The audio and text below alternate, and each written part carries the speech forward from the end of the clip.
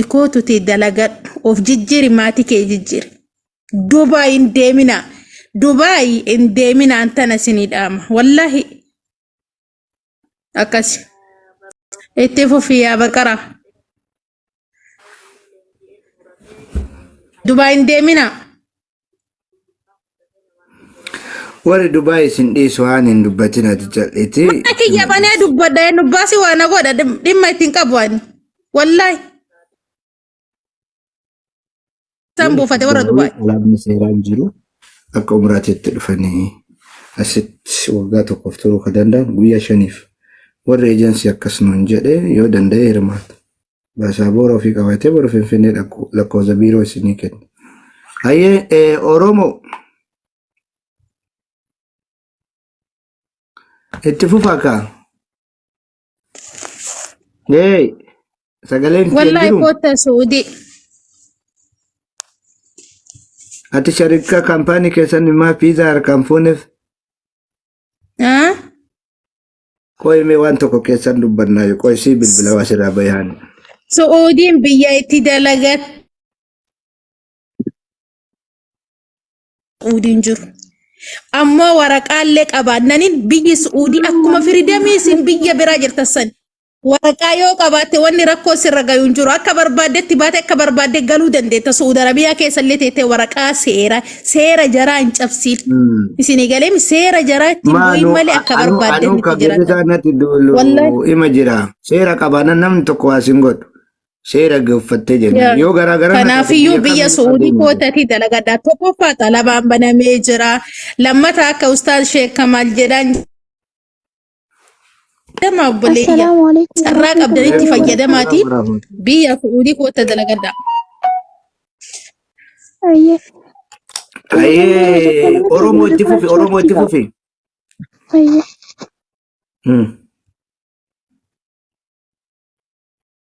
Yaa xalabaadhaan dhufnan dalagaan ni jira dalagaan maa dhabama. Naafi itti fufi ati. Naata ita jettu itti fufi si haa ta'u. Paaspoortii of harkaa qabaa qophiidha deemuu. Asha galchi girrisaa gir jettee dhufti Ustaaz. Eenyuun galcha? Asha galchi maal jetta naafi naafta. Asha ni jirti. Qabaa qopheeffatee of. Dhufe odoo hin taane namni abjuun dhufe ma'anaatu namni Suudii kanaa qabamee gale. Namni Suudii kanaa qabamee gale gonkuma Suudii deebi'uu hin danda'u basmaa ka qabamee gale ni yaayatan nama hedduu. Ma'ama Arafaat ka Oromoon beektan Arafaatiin jidda dhiyoo kan of duuban deebi'e nama isin beektan yoo isin nama takkaan dhufin. Shukran.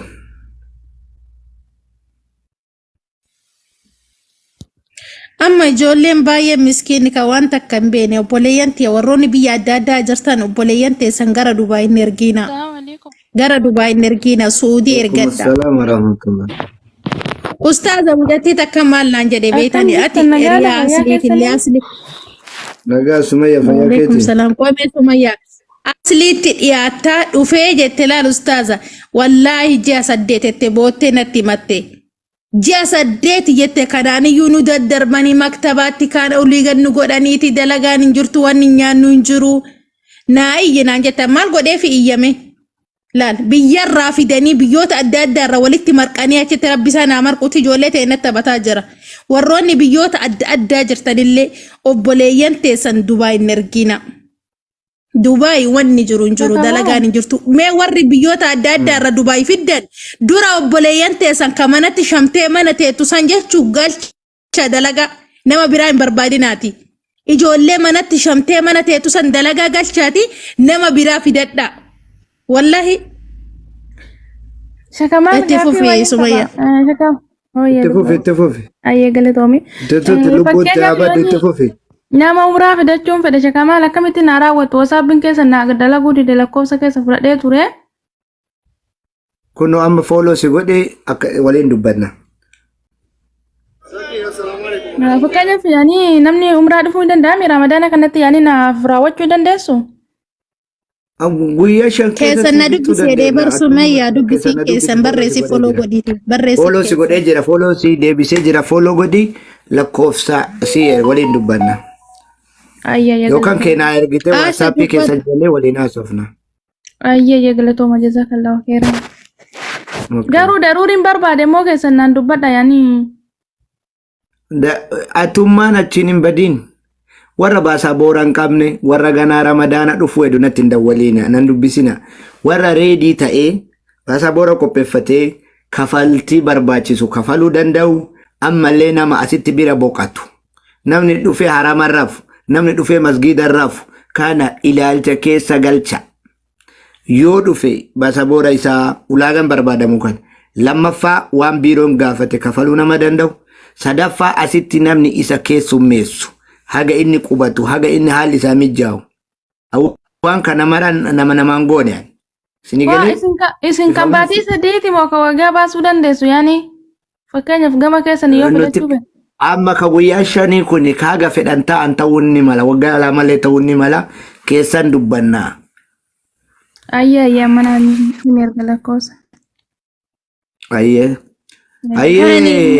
Faati Dubaay irraa rakkoo qabda Mamadoo Dubaay Abibi Mamadoo Dubaay hin beekon okay jaarsa qabaati jaarsi kiyallee Dubaay hin jiruuti so gara biraati miti ijoollee baay'ee keessan dhufee natti himataa jira kinoo takka aashaa tanaayu ijoollee baay'eetu Dubaay keessa rakkataa jira siigalee Riyaad dhageettee jirta. Teessuma hin jiru nama lama jira sunillee bordeemu adha hojirraa dhufte guyyarra jedhe na argisiisa jechuudha.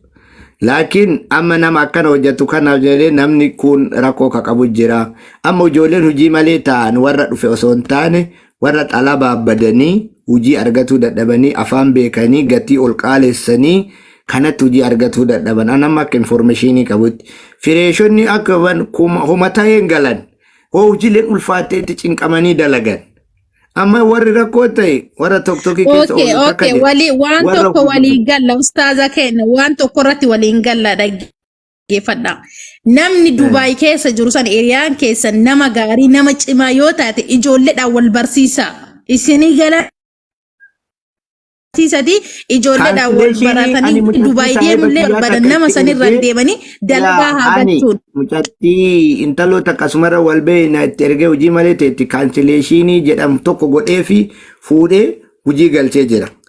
Sigalee ulaagaan isaanii akka Suudii kanaa miti qorabaa warri kafiila warri bira dura hojjetan sun odoo jalaan banne kaansileeshinii minaa waan jedhamu san sirreeffatanii yoo jedhan ijoolleen ni gargaarti.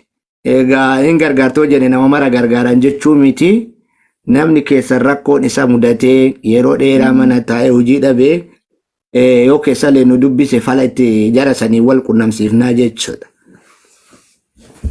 Dubaayin Suudii ufii jirra jennee Suudii bicha irratti sagaleen taanu warra achidee warra Dubaayitti rakkataa jiru. Dhageetanii nama sanii wal na barsiisaatii nama sanii akka ijoolleen Dubaay deemuu fedhii qabdu. Ijoollee nama biyya jirtu biyyoota barbaadde deemuu dandeetti. Dubaay Suudii qofaa miti. Dubaay makana yoo deemuu barbaadan namni gaariin namni cimaan achirraa fidee biyyarraa fideeyyuu dalagaa hin galchaa jettanii dhibbatti yoo amantan nama sanii fi ijoollee teena wal qunnamsiisne achirraa naa deeman nama sanirraa jechuu. Ammoo biyyarraa fidanii walitti marqitanii kateechistan sun wali gayyaan obboleeyyan teena waan.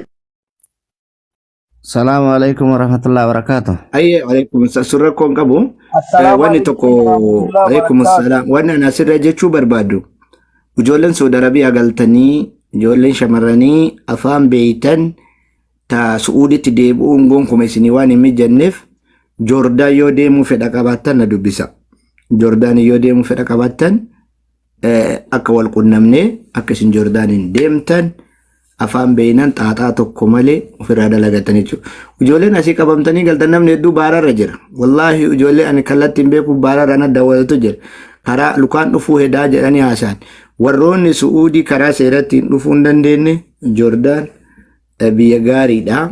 Ijoolleen achi dhaqan haala gaariin dalagataa jiranii karaa kanallee ijoolleen oo danda'ame osoo biyya teettanii natti tola.